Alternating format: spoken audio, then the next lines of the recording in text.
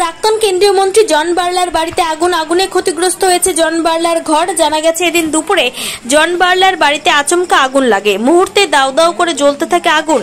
স্থানীয় বাসিন্দারা আগুন নেভানোর চেষ্টা করেন বালি ও জল দিয়ে, কিন্তু আগুন নিয়ন্ত্রণে আনা সম্ভব হচ্ছিল না। এরপর বীরপাড়া দমকল বাহিনীকে খবর দেওয়া হয়, কিন্তু বীরপাড়া থেকে দমকলের একটি ইঞ্জিন ঘটনাস্থলে পৌঁছানোর আগে আগুন কিছুটা নিয়ন্ত্রণে আসে।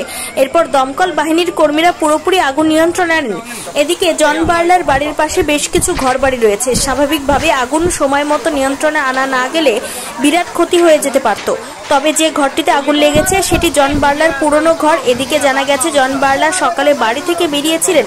তিনি বাড়িতে ঢোকার কিছুক্ষণের মধ্যে আগুন লাগে বলে জানা গেছে। প্রাথমিকভাবে অনুমান করা হচ্ছে শর্ট সার্কিট থেকে আগুন লেগেছে। वायरिंग का तार में शॉर्ट सर्किट हो गए, थोड़ा थोड़ा आग जला था, वो शायद बुझ जाएगा ऐसे सोच के अभी तो ज़्यादा ही कुछ पकड़ दिया। क्या हो गया? पूरा घर जल गया? पूरा घर जल गया। ये कुछ दिन 1-1.5 सप्ताह ये इलेक्ट्रिक पोल में आग लग गया था। शॉर्ट सर्किट से आग लग गया था। उसका बॉक्स था, उसके बाद टेम्पररी बना के चला गया। उसके बाद आज देखता हूँ मैं, जब भी मैं बाहर से आता हूँ तो देखता हूँ तो सर्किट बच्चे सब नीचे खेल रहे थे। हमारा जो काट का जो पुराना घर था है ना, तो बच्चे सब खेल रहे थे नीचे, तो देखा तार से आग जा रहा है।